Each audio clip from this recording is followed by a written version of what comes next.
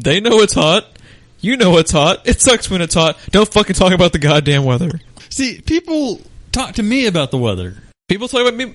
They talk to me about it too, and I am so open about. I don't want to fucking talk about the goddamn weather, and they don't get. It's summer in Oklahoma. It's gonna be fucking hot. I don't understand why we always have to talk about how hot it is. And in winter, imagine it's that going it's to be cold.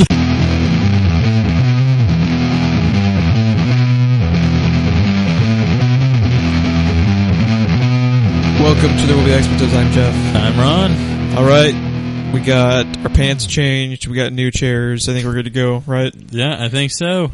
Yeah, we just recorded finally the thing we've been promising for months and months and months. It seems like, but we finally did our Five Nights at Freddy's 4 Let's Play. And fun? Is that the word I'm looking for? Fun? Fucking terrifying. Those are the words I was thinking of. That was so much more scary than the other games, I think, put together. The last one that got me like that was the second one, because I love the little music box feature. Yeah. Like, that always got me, because, you know, you're just like, hurry the fuck up. The graphics on that, too, got a lot darker. Like, there was, like, blood-stained teeth and stuff, and in the first one, it was just kind of happy-go-lucky boo. You know? And then, yeah, that guy has some twisted nightmares, I think. Yeah, and the ability to move around did a lot. Yeah, it did. Because you feel like you're more, even though you're mobile, I felt kind of more like on an island, like you're surrounded. Wilson! Like it gave Wilson! It gave you a better sense of shit happening behind you. Yeah. Because, like, before, you know, you had the game was in 3 dimensions. Yeah, because before you had to manage everything around you, but, you know, you were kind of backed into a corner. There, you are on an island. They can come at you, but also, you know, yes. A lot of fun. We had a lot of fun doing it. We're going to try to do a lot more Let's Plays. This is currently Wednesday. I think by the time because I'm going to focus on this episode tonight so we can get it up for the listeners, you know, the 2 people that we have. So I can probably have the Let's Play up on YouTube by Friday. So if you're listening to this, check it out. We'll have it on our YouTube channel. Just search The Will Be Expletives. Our next NPC, that we're going to do... For nerdy, pathetic casuals, for those not in the know. If you're not in the circle, just get out. Never do that voice again. That was more horrifying than Five Nights at Freddy's 4. So... I feel uncomfortable. What's our next Dark Souls? I think okay. We are gonna try Dark Souls. There's a couple problems with Dark Souls. A, it's fucking Dark Souls. It's hard as hell. B, we've only done a couple Let's Plays, which I wouldn't know, because the point of you wanting to do it is the fact that I've never played. Is why we're doing such an old game, right? Yeah. And we haven't done. We've done 2 now. Those were horror games. Those are Five Nights at Freddy's. There's not a lot going on, so they're easier to Let's Play, I think. Now, I think that one will be easier for people to stomach, too, since they won't see us. That's a fair point.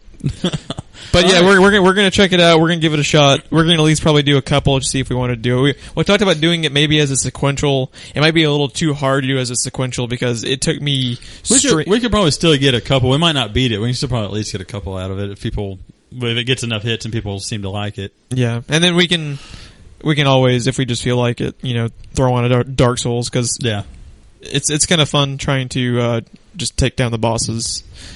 But, right, to the news. Yeah, first up in the news, we're going to start off with the movie section, and Maisie Williams, geek fan favorite.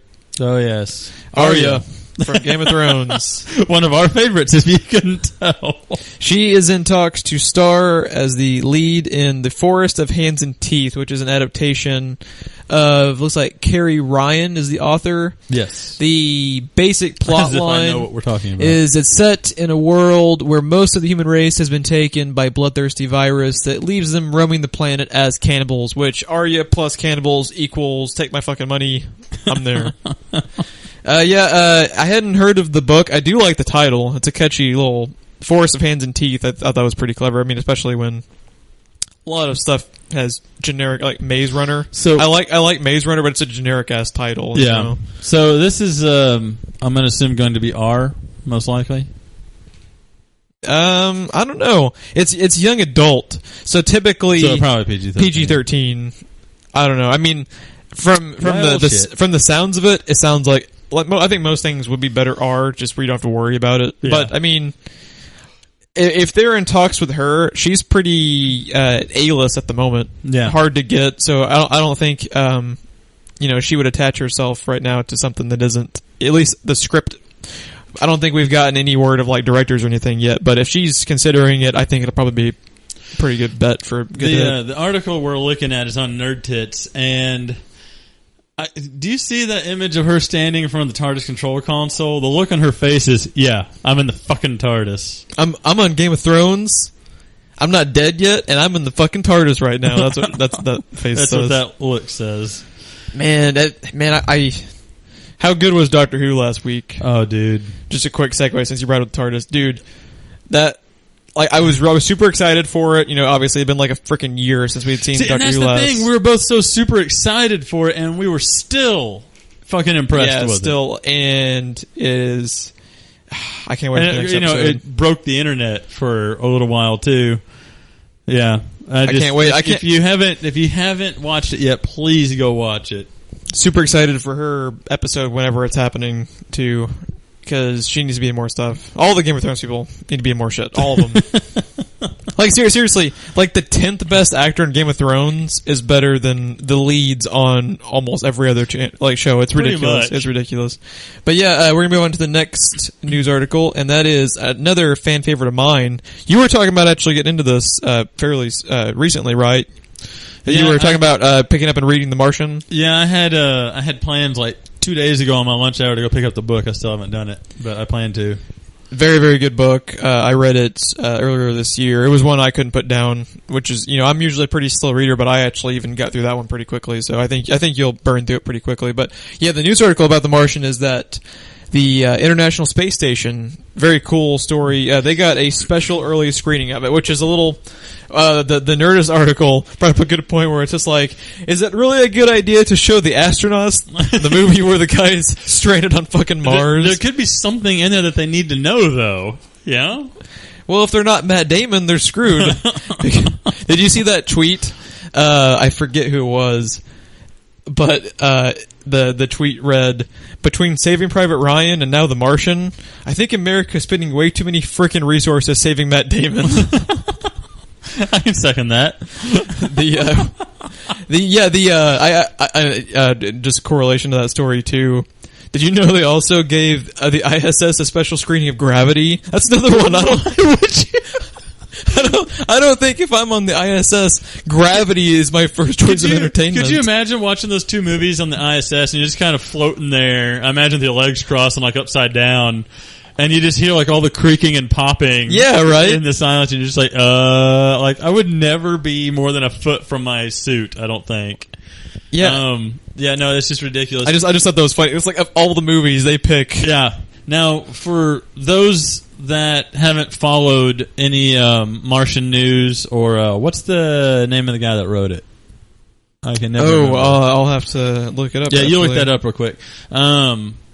I saw him. I listened to a podcast that has Adam Savage from Mythbusters on it called Untested, and he interviewed him, and it was really cool because NASA was so impressed by this book because the level of detail he goes into, like with his math, and like he shows all the math and everything like that. The guy's fucking hobby, his hobby, is calculating orbits, like orbital trajectory. That's his hobby.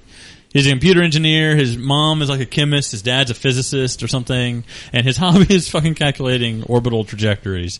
And he shows all of his math and everything, and it was a short story for a while, and he'd have smart people that would read it and be like, yeah, you totally would have killed your main guy doing this, and he'd go back and correct it. Yeah, so everything has been fact checked 8 times by people who know. Yeah, he said he's still getting emails about things, like I guess there's a scene in the book where he does something with fire or something that kind of like flashes and like scares him or burns his eyebrows off or something, I don't know what. And someone emailed him, was like, yeah, in that oxygen-rich environment, with that kind of Flash, you just blew up your main guy. And he's like, well, it's already published, so. about that Neil deGrasse Tyson. Yeah. But yeah, so NASA was so impressed that they gave him a tour of NASA. That's cool. Just because of that book. And they have, all the Mars rovers that we've sent. We have mapped the surface of Mars very, very good detail. And they have, like I said, very high resolution maps of Mars. And they actually, using what he had laid out in the book, plotted out where all the different points are from the book on those maps, and they gave it to him. He has it framed in his wall, and it has all the areas on the map are named the names he gave them in the book and everything. It's really cool. So yeah, NASA was blown away by everything. I loved it, and I'm not even the biggest, like, if I loved it and I'm not even close to as big of a science junkie as you are, I think you'll eat it up. Yeah, they just loved it because it was science fiction, and they got that, but they appreciated the level of detail that he put into it. And Chris Hadfield fucking loved it. He's like the rock star of any space agency right now, NASA mainly, I think.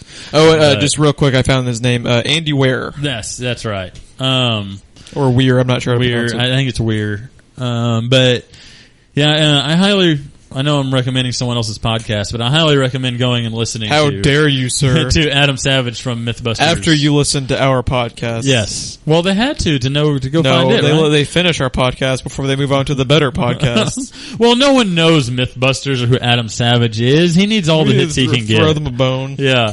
So that's why I'm sure that they're like, hey, crew of the ISS, watch Matt Damon save his ass when you'd all be fucked. Yeah, I love the book. I think the movie looks really, really good. It's in really, really good hands. Ridley Scott typically does not make... Ridley Scott's career pretty much ranges from, that was pretty good, to that was amazing. He rarely does bad. Here's the great thing about hearing his name on something now. The guy doesn't need a paycheck. So it's all passion projects. It's all passion projects. If at this point he doesn't really care. I mean, I'm sure it would bother him if something was a flop to a point, but at the same time, he's just making whatever he wants to make right now. That's been the belief behind him wanting to go back for another Prometheus movie, because you and I were the only two people besides Ridley Scott on the planet to like Prometheus. Who knows? Maybe he wasn't happy with it. Maybe that's why he wants to do the sequel. That movie was such bullshit. But that's been the belief behind that is, you guys didn't like that? Well, I'll prove you wrong with the sequel. I mean, he's got the money to produce it himself and, everything. Like, he doesn't need a production company. He's a fully functioning xenomorph. Yeah, pretty much. So, I'm looking forward to The Martian, even though it's Matt Damon. Which is fucking my face. You don't understand my shock, because I swear to God, Matt Damon murdered you in a previous life or something, or did you? Ben Affleck teabagged me after Matt Damon killed me. If only we had fans who could make that into. And then, oddly enough, they teabagged each other afterwards. I don't know. And then wrote Good Will Hunting, or Matt Damon did. Hey, can you put my name on that? You didn't do anything. Best Family Guy skit ever. Yeah, we're going to move on to another adaptation, and that is that the Transformers little brain trust they have going right now. What you all was on it? It was Akiva Goldsman, Robert Kirkman, the Ant-Man writers, the Iron Man writers, just fucking everyone is in this little brain trust they have going, which shows you Michael Bay done fucked up when they have to bring in half of Hollywood to try and fix Transformers. Yes. But yeah, they are now talking about making another animated movie. And did you have more details on who was specifically going to be taking on the project? There had been talks of Akiva Goldsman being in it in some capacity. Most likely being an animated film, they think producer. But a lot of that is just speculation. But what I found interesting was Ant-Man writers Andrew Barr and Gabriel Ferrari. I know that one. Wish my last name was Ferrari. Right? Mr. Ferrari. They are the ones that would potentially be writing the movie. Which we love the hell out of Ant-Man, so... Yeah, but like you pointed out too, we don't know how much of that was, Edgar Wright? Yes, we don't know how much of Ant-Man was him. But at the same time, to what I said to that when you said it, was they at least worked with him and maybe picked something up if, for sure, picked up some of his writing style. So I don't know. It'll be interesting. It might work better being animated film. Well, and no Michael Bay. Well, it can only be positive signs when Michael Bay isn't attached. But the thing I found interesting was it's looking to be based around an origin story that focuses on Cybertron. Which, imagine that. People would like to watch the thing about Cybertron instead of Shia LaBeouf running around yelling no for 3 hours. He'll still be there somehow. I kind of want to... he's Shia LaPrime, remember? As long as they have him quoting the Just Do It stuff, I'm okay with this now. But no, I don't understand... How old is... Do you have IMDb up? I don't. How old is the first Transformers movie now? 2007? I will fact check I was this. thinking 6, so probably, that's pretty good. So, it's been almost 10 years and we don't have a fucking reboot. They reboot everything else. 2007. Dude, of all the franchises that need to be desperately rebooted, story-wise, it is Transformers. And there was even rumblings about making another Marky Mark one. I don't know anyone that liked that movie. I didn't even watch it, Jeff. I owned every toy. I own, every episode of the series. I have 2 DVD copies of the 84-86 movie, however you want to see it. 84 in Japan, 86 in America. I have 2 copies of it on DVD, one unopened and one opened. Then I have 2 copies of it on VHS, one open and one unopened.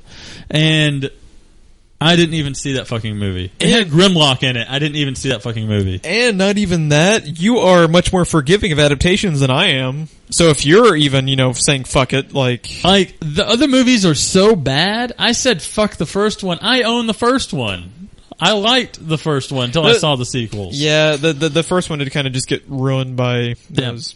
And just after seeing that, have you watched the first one again since you've seen the sequels? Because everything that you watched is burned into your brain, and as you're watching scenes that originally you're like, fuck yes, you're now like, fuck you.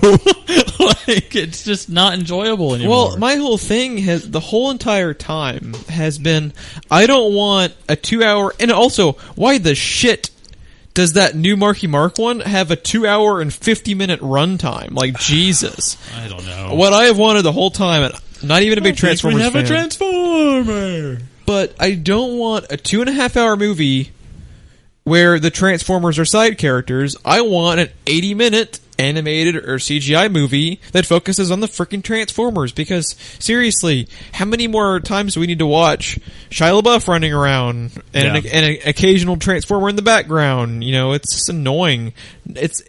I don't understand. They've done so many bullshit things with the characters. Optimus Prime, mostly. You don't fuck with Optimus Prime, okay? Sure, you kill him, he comes back, he dies every episode of the originals and comes back in the next one. That's fine. But you don't have him straight up shoot a dude between the eyes and, Clint Eastwood style. That's an Ironhide thing. That's not an Optimus Prime thing. You don't have him fucking hide in the shadows while the Decepticons kill half the planet and then he pops back up. Yeah, see, bitches, you need me. No, he would have fucking saved the planet and said, fuck you, what are you going to do, kick us off the planet? No, we're going to protect you whether you want us to or not. Yeah, Michael Bay doesn't know what the fuck he's doing. Well, it's because, seriously, what happens with these... why the racism and all the other shit, the political We don't propaganda. do much reading. I fucking hate that second movie. But yeah, we need to get back on topic about Yes, we do, because my blood pressure's rising. I've already got adrenaline going from 5 nights, so... The good thing about this is that they have realized, finally, after 4 freaking movies, that Michael Bay is an idiot. No, they haven't. And should not be making these movies. No, they haven't. Well, they have approached him for the Marky Mark follow-up. But he has realized that he's an asshole and is in talks, but he tweeted that nothing is confirmed, he may not do it. Let's hope he doesn't. Okay. I'll backtrack a little bit. At least they have realized that they need the brain trust to try to extend the universe. Yeah, the point of the brain trust was they want an MCU-like universe. That was the point of it. And to which I say, fuck you, scrap it all, and if you want to do a universe, do it from the beginning. I would have scrapped it all and then paid... Here's the thing. If they make sequels or try to make it at this point, yeah, it's going to make, $1 bajillion. If they scrapped it all and started over, it's still going to make $1 bajillion. So if you want to start a universe, do it right. Just fucking scrap it. And it'll probably make, $1 billion and $200 million because a lot of people like us who have been burned and still haven't even the fourth one, Age of Extinction, it's on Netflix. It's sitting there ready to be watched. Neither one of us have seen it yet. Yeah. So if you reboot it, it's a way to get people like us. I hated those Bayformer ones, but I'll give this one a shot. It's a new thing. But why? Why would you ever even consider having Michael Bay back for a fifth one is beyond me. But yeah, I'm hoping Michael Bay eventually leaves this entire project and it's just the brain trust doing everything. Because, even if they were refusing to do a reboot, I would at least be more open to watching one that had no Michael Bay interaction at all in the making of it. So we can only hope, It's just ridiculous. Well, speaking of not actually watching the movie, I love this next article. So, for those of you who have heard, which I don't know how you wouldn't have heard, that new Fantastic Four movie, not so fantastic.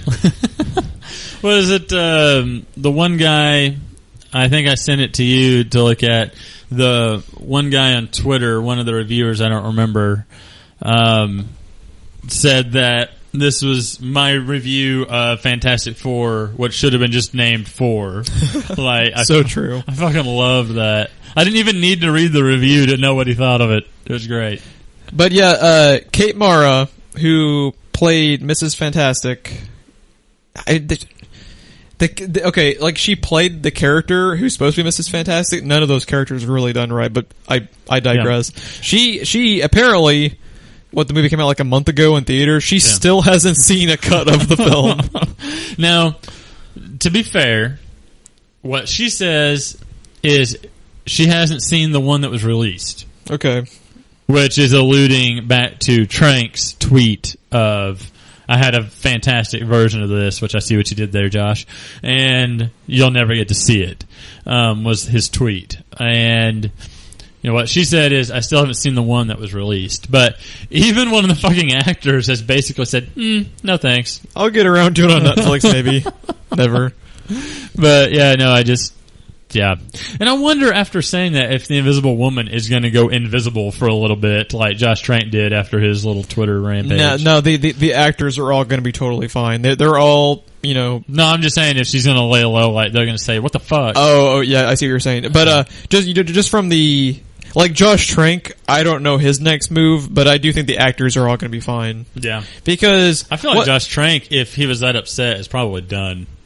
Well, yeah, I mean, we, a long time ago, reported that episode, talking about where he originally was attached to one of the Star Wars, spin-offs.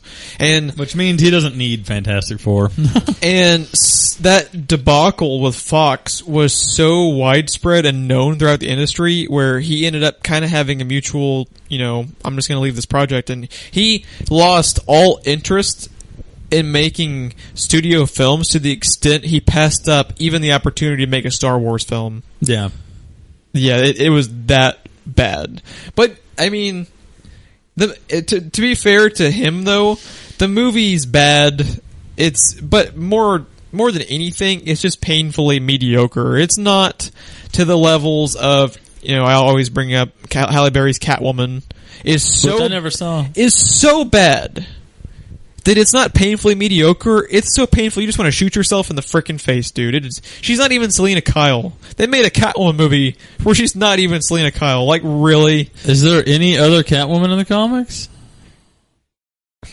There might have been some kind of Elseworlds type stories going on, but she's Selena Kyle, It's synonymous with... That's weird that they would go that direction with it. It was just fucking stupid. But yeah, Fantastic Four is, there's actually parts of it at the beginning I kind of dug, the approach, and then it just... I like the title you have in the notes better.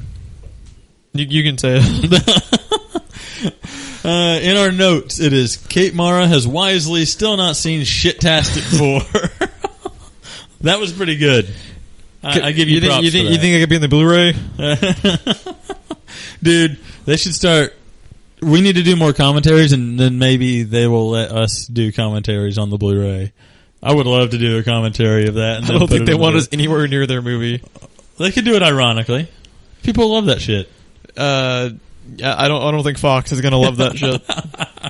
But yeah, in other comic-related news, Greg Berlanti, famously, well, I guess kind of infamously known now as the showrunner for Arrow, he is being rumored as the executive producer and director for a Booster Gold and Blue Beetle movie. Blue Beetle, I kind of know. I don't know Booster Gold.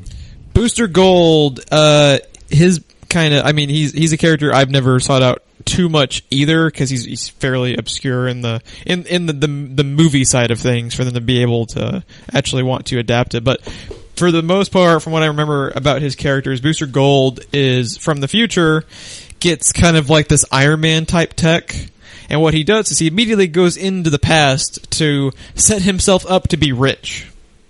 Not even kidding, that's the plot line of it. So it's kind of like not bad. It's kind of like Tony Stark to the nth degree of douchebag, which, you know, can be interesting for a movie.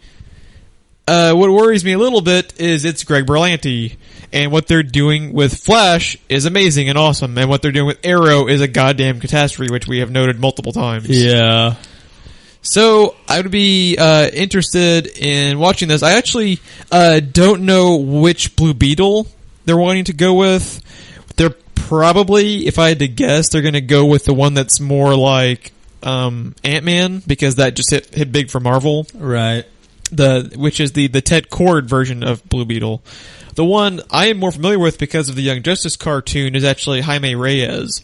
He's the one where it's like alien tech, his suit. So yeah, but if they were going to do one, it's more than likely going to be the Ted Kord version, which either way, I mean, it's a DC property. They're going to put, you know, a good budget behind it. I like, I'm not as familiar with Booster Gold. I do like Blue Beetle, the little I've been exposed to it. So I will definitely be checking this out. Greg Berlanti, you know, gives me reason for hope for it and a little skepticism, because I think he's also, if I'm not mistaken, one of the people helping with the Supergirl cartoon. The Supergirl. It might as well be a cartoon based on from what I've seen. The new Supergirl show, which just looks pretty painful. But yeah, I mean, I'm more plugged in with the comics than you are as an outsider from Booster Gold and Blue Beetle. Does that interest you at all? I mean, it's comic book based. I'll be there. I mean, whether I like it or not. Odds are I probably will, since I'm virtually neutral and know nothing about either one of the characters. You know, that usually helps you like things. But, I don't know. We'll see. Yeah, I don't think we've gotten really any more details. The first trailer that comes out for anything. It's crucial. That's when I'll know. Yeah, that's when they'll sell me. Like I said, I'm neutral. Right or now. Not sell you. So. Yeah. Well, we've got one more little bit of DC movie news to get through, and that is that this was just a fantastic news story that was long overdue. Bill Finger finally will get screen credit for co-creating Batman. Which, Jesus Christ, it was only 75 years. It is absolutely shameful how long it took for this to happen. Because I'll just say real quickly, he will be getting official screen credit on Batman v Superman, which your first time getting credit. That's pretty freaking cool. Yeah, I will give you a rundown. Whether that's worth the 75-year wait or not is yet to be seen. But it's a major. Everyone in the world will be watching that movie. They will see co-created by Bob Kane and Bill Finger. Yes, I will give you a rundown. This is what Bill Finger created by himself, not co-created. This is what he did. Bruce Wayne's name and origin story, Robin, the name of Gotham City, Commissioner Gordon, and the utility belt. That's basically all. Batman. That's all him. This is what he co-created. The Joker, Catwoman, the Riddler, Two-Face, the Batmobile, and the moniker The Dark Knight. 75 years his name wasn't on it. And that is literally everything that you know about Batman on that list. Okay, first of all, Bob Kane, notorious douchebag. He, from what I remember now, I'm going to be getting some of the details a little hazy because it's been a little while since I've listened to. Well, that's our whole podcast, really. Slightly hazy. But if you're unfamiliar with the way specifically comics worked back in that time frame, what happened was it was also famously involved with the creation of Superman. But ghostwriters were a popular thing back then, where people were basically like Bob Kane, where they have a general kind of half-assed idea, they pay someone else to write all of the bulk of it, like what Bill Finger did, the list I just read off, and then slap their own name on it.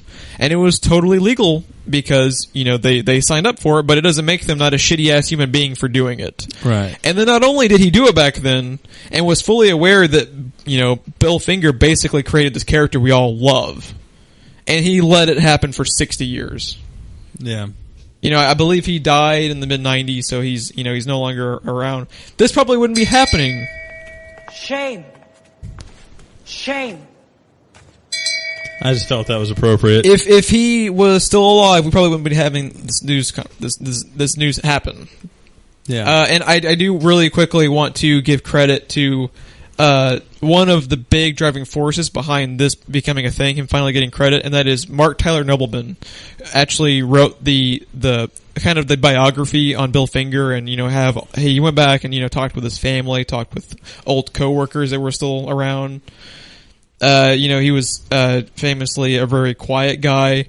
He unfortunately basically died penniless because he never was able to get credit for, which is a shame, to create maybe the most popular character on the planet to have died penniless. Probably most beloved.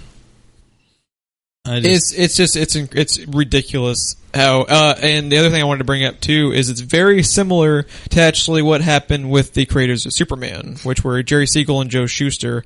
They both fortunately were helped out by Neil Adams, a really, really famous artist of the 70s and 80s. He actually co-created Ra's al Ghul with Denny O'Neil. Okay. And John Stewart Green Lantern. That was two of his biggest and most infamous works. He was able to help out before they passed. The families and Jerry Siegel and Joe Shuster themselves actually get credit, where they still to this day, the families have a payment plan every year. They get a lump sum for their loved ones, creating one of, not as popular as Batman, but as recognizable as Batman is. So it's a shame that it took it this long to happen, but at least it happened, because that list is insane that it even took this long. There is no Batman without anything on that list, especially the ones that he did by himself. Yeah, it's crazy. Bruce Wayne, Gotham City, Commissioner Gordon, Robin. Yeah, it's crazy. But yeah, you want to talk about shame? This next story in our TV section. Yeah. One of the other screen credits that's going to be popping up with Bill Finger is this next one, Gotham, which, for better or worse, because they are apparently and unfortunately introducing one of my personal favorite stories, Batman stories of all time, The Court of Owls. Fuck them. That's what I say. How many more Batman stories do they have to rape on screen, Ron? I don't know. Before they're stopped? It's just getting ridiculous. I don't understand. That show should not be on still. And it's Fox. Like, of all the things you could have canceled Fox, and you kept Gotham going. Fucking Firefly. But we have Gotham. Thank God. I think it's hilarious. Like, they've been really pimping out that show with a lot of online trailers. You go watch a YouTube video almost. We're gonna make you guys like this shit because we dumped money into it. And I gave them, I think it was like 15 episodes, 15, 17. I gave them more than enough opportunity. You gave them a lot more than I did. I gave them a lot more than they deserved, because for the most part, that show is just utter garbage. But now they're going to be, the first time we're going to see live action Court of Owls is Gotham. That makes me sad. That is awful. Because of that, we'll probably never see it again. It's going to probably be Mr. Freeze, where if you're not familiar with the Court of Owls, seek out New 52 Batman. It's the first couple of trade paperbacks. I think they were The Court of Owls and the Night of Owls, I think, were the names of the two. You're about halfway through it. Fantastic storyline. Probably the best villain addition to Batman since Bane, which was about 25 years ago. Mm-hmm. So it's been a while. This was big. And for them to be raping it on screen makes me incredibly sad. Credit to, and I'm sorry, Scott Snyder. He was the author, the driving force in the comics. Also, Greg Capullo. He was they're both still making the comic. Yeah.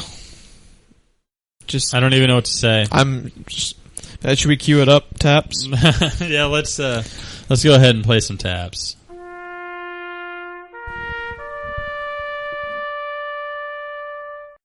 That was our moment. I'm sorry, Court of Owls. I'm sorry, Scott Snyder, and I'm sorry, Greg Capullo, for your beautiful work of art to be, like everything else Gotham has done, utterly destroyed in front of your very eyes. But yeah, speaking of utterly destroyed in front of your very eyes, our next topic is, hey Ron, you know that Supergirl TV show looks super awesome?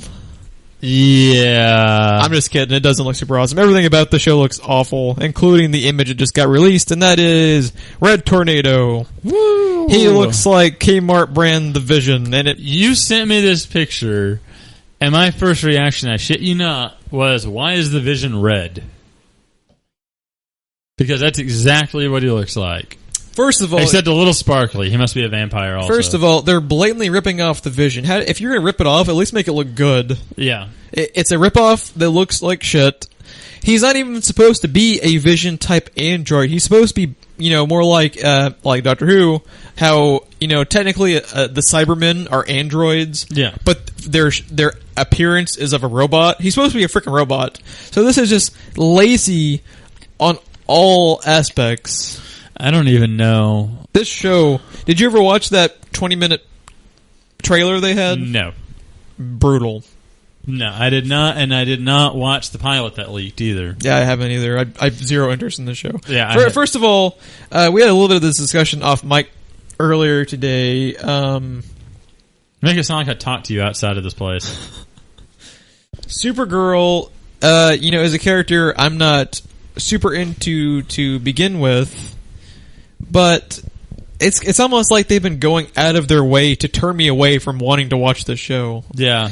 Because if you watch the 20-minute trailer I was talking about, it's literally like the whole season in a Cliff Notes. What the images I have seen remind me of her flying through the city and stuff, it reminds me a lot of the Christopher Reeve movies, like the way they had to do the special effects and the shots and stuff. Which was charming for 1978, whatever it came out. But for now, But, I mean, that's exactly what it looks like. I'm pretty sure Lois and Clark looked better than the images that I have seen released from this show.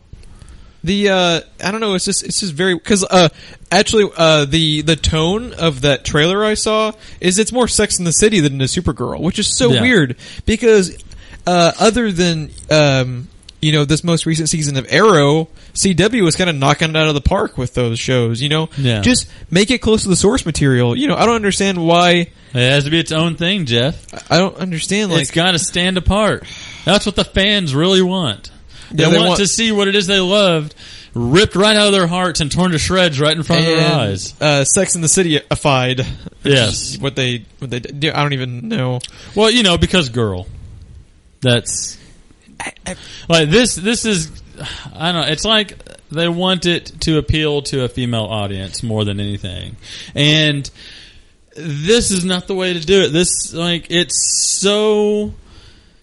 It's been injected with so much estrogen, it's almost insulting to any female viewer, What I would like to bring up, a good comparison on how you can do what you're saying correctly is, have you ever actually watched The Vampire Diaries? I have not, but our buddy Phil that we talk about all the time behind his back, he enjoys that show. Yeah, and he doesn't even watch those type shows. That show, cleverly with its title and with its trailers and stuff, hooked the female audience. Mm-hmm. But what happens when you watch it? Sorry, Phil. I've watched the first couple seasons of it too. It's actually a pretty good show. What they do is, on the onset, they hook the female audience automatically into it. But what happens is, once you watch it, if you're a dude, it's genuinely good plot lines and character development, and everything. This is on the opposite side of the spectrum. It is so... It's Lifetime. It's so Lifetime and so Sex and the City. It's alienating both the guy audience from being able to get into it, and it's insulting, like you said, the female audience, because it's being too far in Lifetime range. Yep. And, you know, I know that Supergirl has some cool moments and stuff, but this is going to be Superman's Robin. Like, Robin has fucking disappeared off the planet because of Batman Forever and Batman and Robin. You will never see him in live action again, I don't think. And this is a season or two of this, and Supergirl's going to be fucking gone. You'll never see her again. And they're going to think it's the character's fault, like they do with Robin. Not the writing or anything like that. They're going to be, oh no one likes that character. Don't even touch it with a 10-foot pole. This thing was pretty much doomed as soon as I saw it was CBS doing it. Yeah. Okay, is there a single CBS show? You and I watch a fuck ton of TV. Do any of the shows we watch come from CBS? I can't think of one. We started to like Colbert. Well, that's not. That's a late night. That's not even one of their.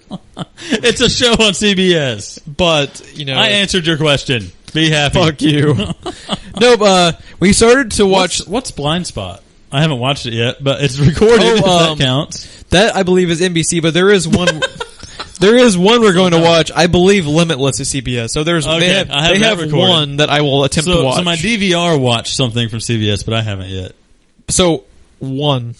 I'm not watching this shit. And it may not even be any good. We don't know. Yeah, we don't know. So they have one I'm going to try. That's not good out of the 25 TV shows that we watch. It's got to be better than Fear the Walking Dead.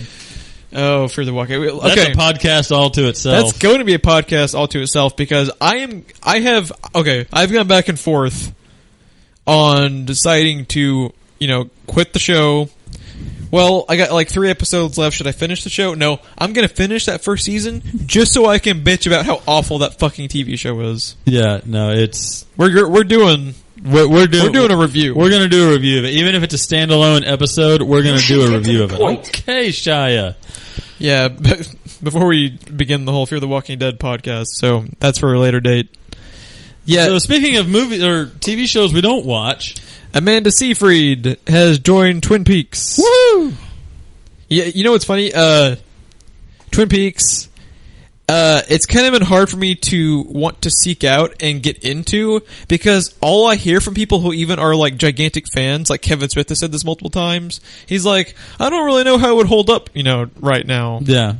So I almost, I'm kind of intrigued because it's such a famous thing. I had never heard of it till Kevin Smith started talking about it. Really? Yep.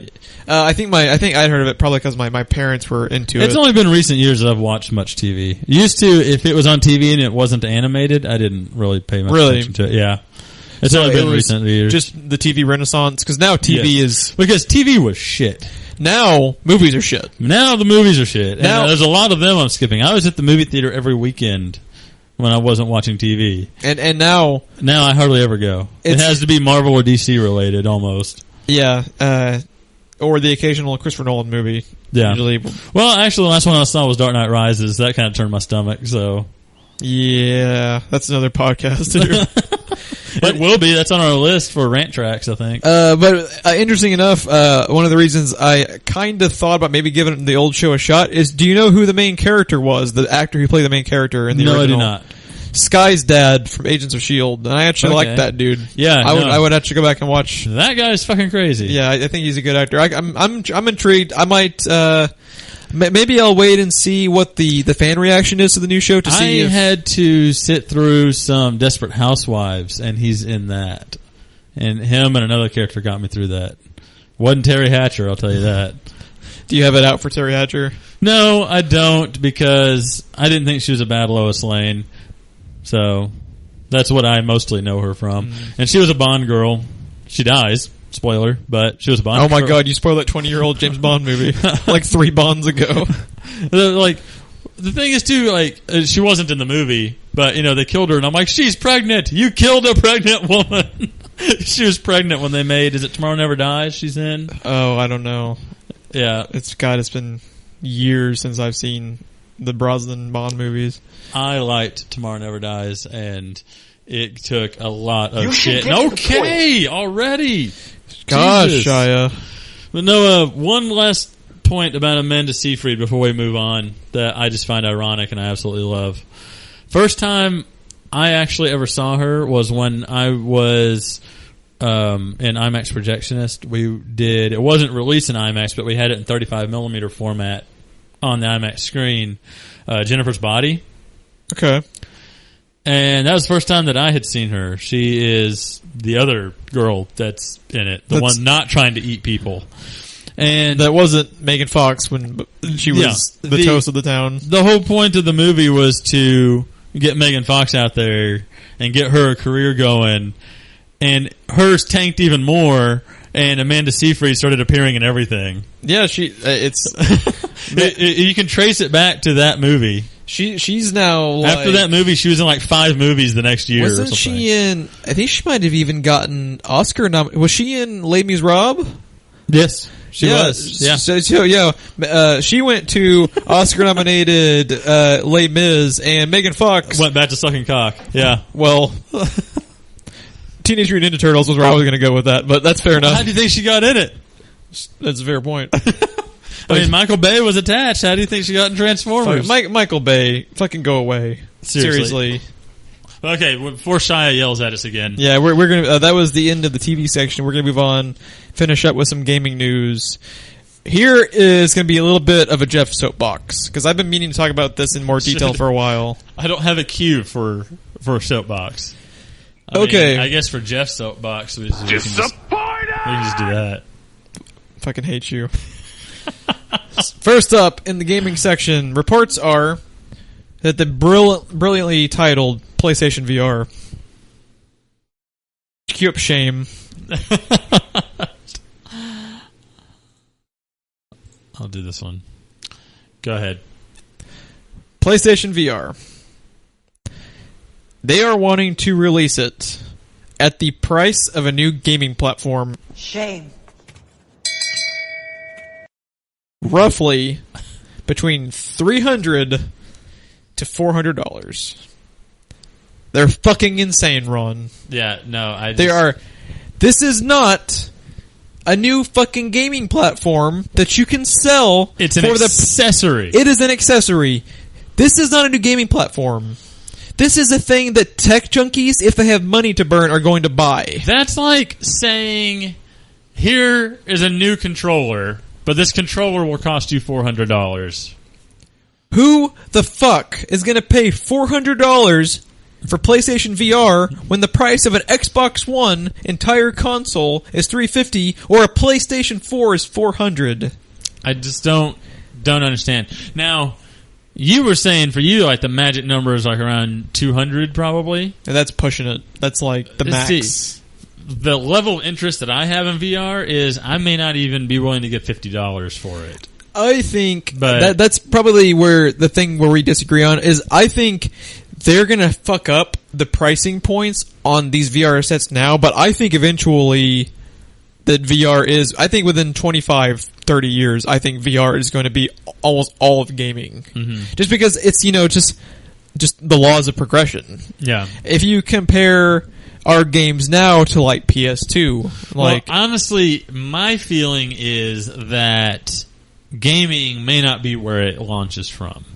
That's a fair point. I think by the time you have all the military funding and the the medical research and stuff like that using VR, I think that's where I feel like NASA's going to have a heavy interest in VR. As they should. Because, I mean, they already have fucking robots that are, be doing the spacewalks for astronauts, can help them out there and stuff. VR would make it a lot better to control if you could get a good enough link where there wasn't a delay between your movements or anything. So, I don't think, my personal opinion is that VR will not launch from gaming, but that's okay. I think it'll do well at first because early adopters. I think what they should do, and if the only one of them that probably have even like a 2% chance of doing this just because of their funds available is Oculus because they're owned by Facebook. Yes. What they need to do to make this current regime of VR stick is this shit should be a maximum, in my opinion, of 200, 175. Mm-hmm. Because that is, if you're talking the PS4, it should be half the price of the freaking console, not the full price of the console. Yeah. You can sell an accessory for half the price of a console if it... first of all, this shit is even playable at Best Buy. We have no idea what we're getting into. Right. So... Only people that have been to the trade shows Yeah. or have enough clout to get their hands on one early are the only ones that know what they're getting into with it. So what you're doing, because what you have to do is you have to be willing to lose money up front to get it into living rooms. Because Wasn't that Sony's approach with the original PlayStation 3?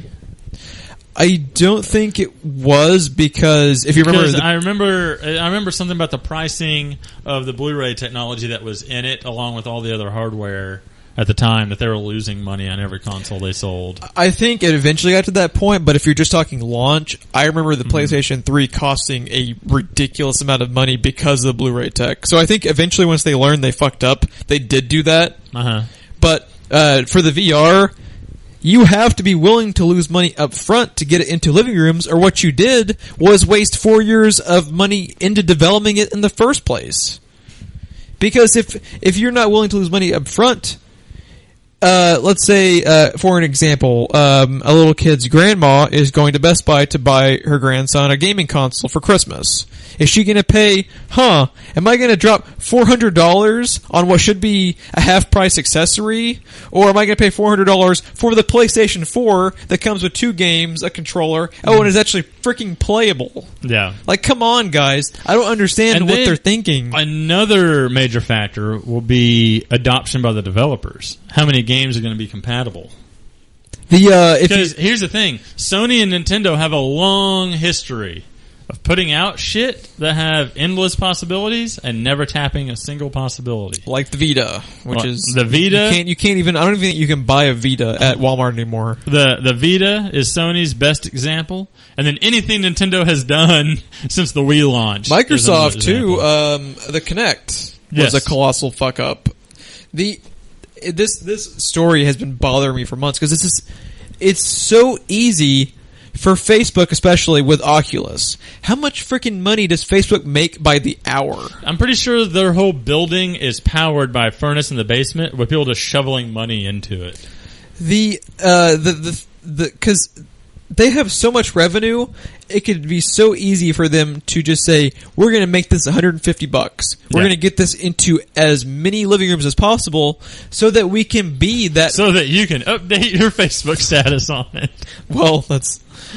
probably not far from the truth. So that we can show you 3D advertisements. Yeah, that's totally going to happen for sure. But I mean, it's just, come on, guys. It's not. This isn't rocket science. If they release that PSVR thing for even $350, they've just wasted their time. Yeah. But yeah, we have one more our article, and that is that Disney is looking to push hardcore funds into their attempt at it. And what are the details behind theirs? Basically, they have written a check totaling $65 million to a company called Jaunt. I believe that's how it's pronounced. I don't know. I'm just reading it on the internet. What's interesting is they are a startup. Including Disney's check, they have already racked up $100 million. A fucking startup already has 60. They got over half of their current funds from Disney, one of the largest companies on the planet. And what they do is they specialize in cameras that shoot 360 degrees at all times. So what Disney is doing, and this is in our gaming section because VR, and we're going to be talking about VR, but Disney is wanting it to revolutionize the way we watch movies. They want you to basically Netflix on your Oculus. Which is incredibly smart, because the movie theater business just in general is not doing well. It's not. It's doing better than most pastimes because it's easy to get to. It's cheaper than most. It's cheaper than traveling somewhere and buying tickets for stuff. Historically speaking, for movies though, they're having a rough time. They're having a rough time because when you have, the option of paying $7.99 a month for Netflix or going to the theater with a family of 4 and paying $50-$60 in just ticket prices, there's no comparison. Yeah. So, but 2 years ago, this company was founded 2 years ago, and they've got $100 million in workable funds. We're gonna have that expletive money in 2 years, right? Oh yeah. When is Disney's gonna buy us, right? Yeah, that's what I was hoping. Yeah, we're totally, we're just waiting to sell out. We're really marketable. Apparently, they're just for handing Disney. out $65 million to anyone that's been around for 2 years. Dude, or less. I'd take $65. You're a hard sell, dude. No, just give me free Battlefront. That'd be cool. Oh, good lord.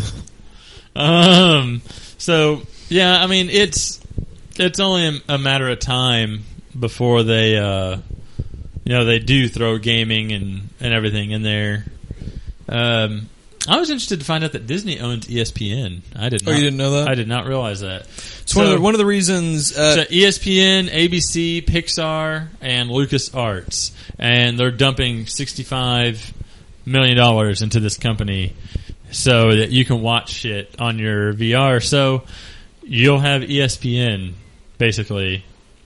One of the interesting things about watching shit in virtual reality, which is interesting to me, and I hadn't ever really, I had never really thought about it until Jeff from Rage Select pointed it out.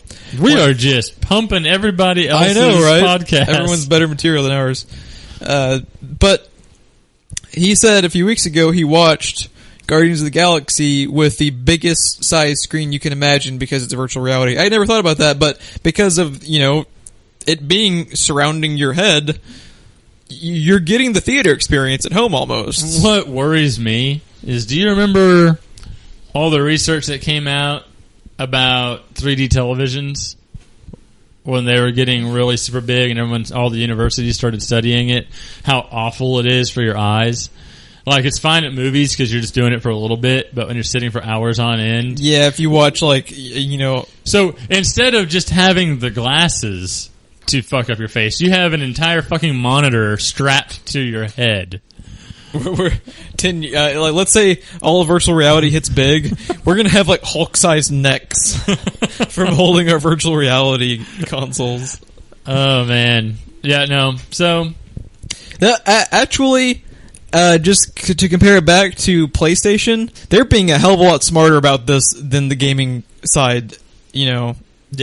They're pushing the other end of it. They're not even pushing the units. They're pushing the other end of it. They're investing in the cameras and stuff. I think I agree with you completely now.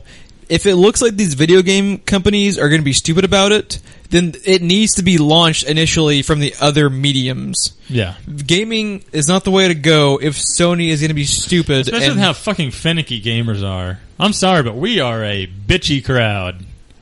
The bitchiest of the bitchy. Yeah. Yeah, it's... No one hates more than us gamers. I think, it boils down to I'm more interested in VR than you are. I'm interested in AR. That's what I'm interested in. I would like to, would you play that Pokemon game where you go out and fucking... run into the middle of the street and get hit by a truck? Mewtwo! I'll save you. The endless memes have been phenomenal. I'm curious to check that out. Actually, I want to.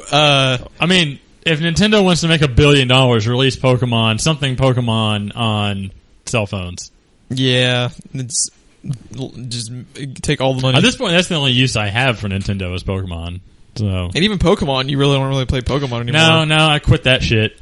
They really fucked it up with Black and White, and then I gave it another chance at Black and White 2, and I got 20 minutes into that game and said, "Fuck you."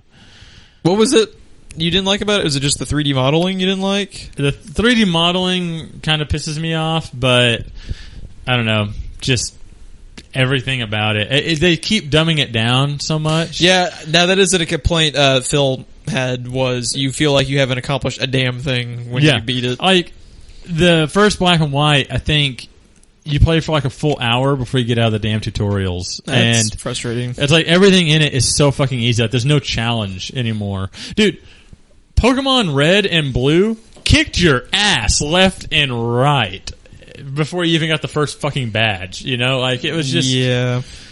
The Elite Four was an accomplishment. I'm the last one I played was Soul Silver, so I have no opinion on any of them. I'm really behind. They almost sucked me back in. I almost went out and got a 3DS, just for the Ruby and Sapphire re-releases. Yeah. Just because I loved, I had Ruby and Emerald. I loved Emerald because, you know, it was basically both games on one cartridge. Both storylines, but yeah, they almost got me back. Then I was like, no, I know how this works. No, I said I was done. I'm done. I just can't wait for the news articles related to that Pokemon AR. Dude, those news articles are going to be on the 10 o'clock news. It's gonna be so widespread throughout the news. The news anchors are gonna get bored. Oh, here we go, another fucking Pokemon story. It's gonna make its way to late night talk shows too. Like brilliant idea though. Yes. Like, it's not practical at all because people are gonna die. Yeah. Could you imagine like the pilot of like some big airline on a Boeing 777 or something, and he's just like messing with his phone and looks up and there's a fucking Celebi in front of the plane or something, or a Ho-Oh or something, and just all of a sudden the plane just veers off of radar. Must get Mew. But yeah, we've gotten so far off topic. We're gonna go back to one more Disney article, or not Disney. I'm sorry, I was reading the word Disney. Yeah, that happens to me all the time. I need to quit reading the previous news story before to segue. Do I need to start deleting them off the screen as we go? Maybe. Shut up. We've got one more Nintendo story. That's what I meant to say. Star Fox Zero has been pushed back, unfortunately, to 2016.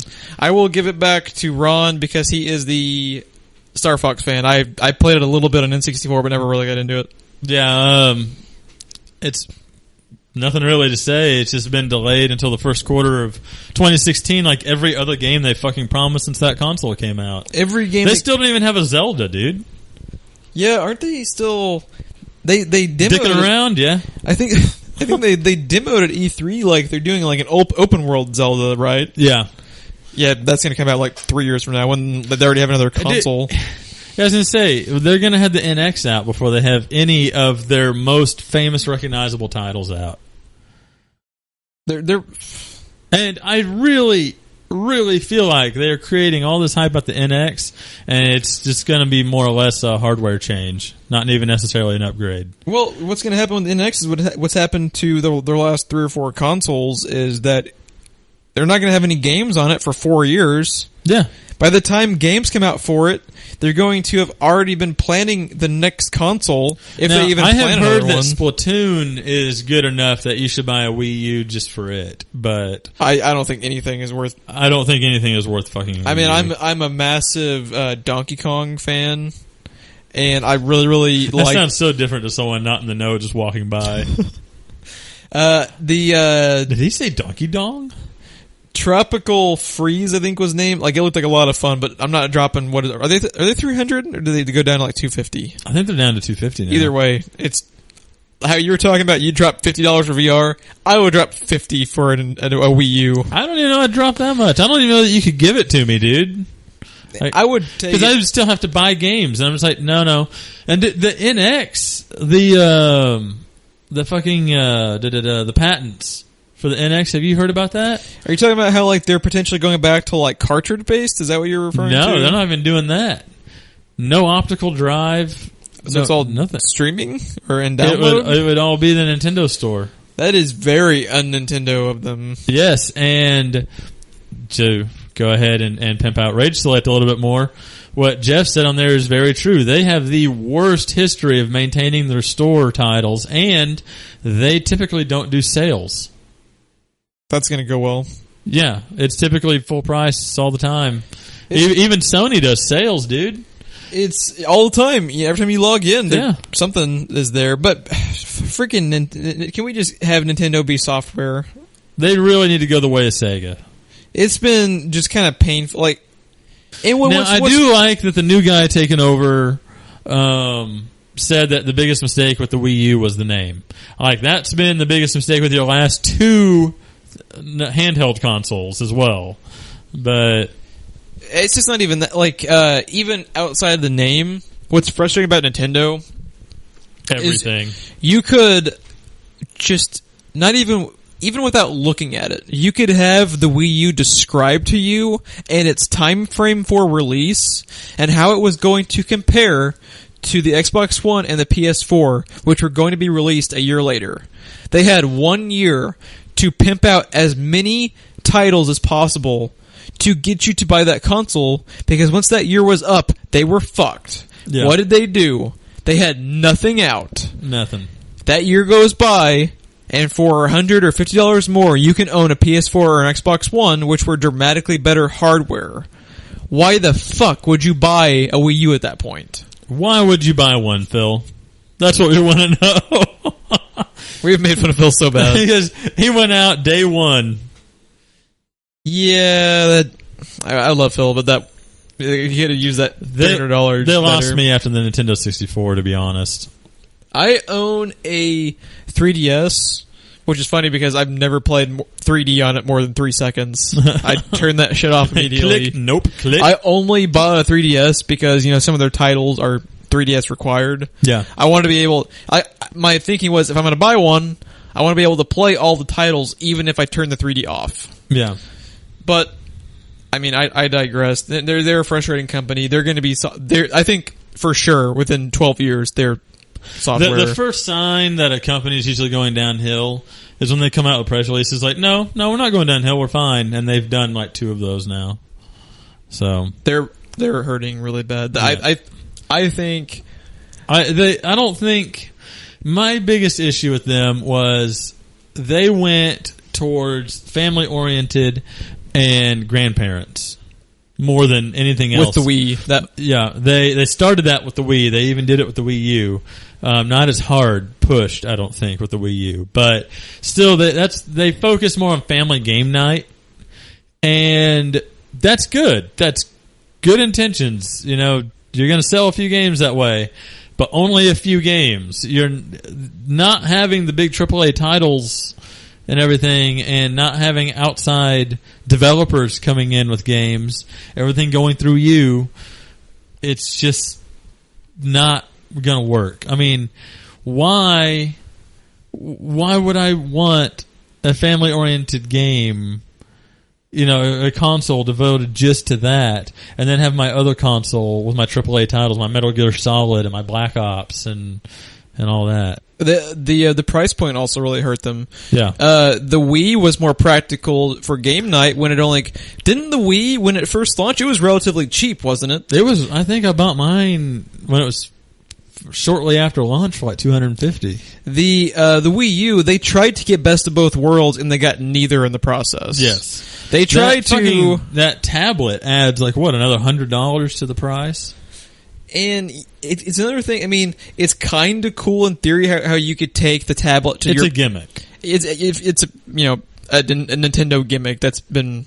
Have they, other than you said like they're wanting to go download and streaming with the NX, do we have any other details about what the NX is even really going to be like? I haven't heard anything.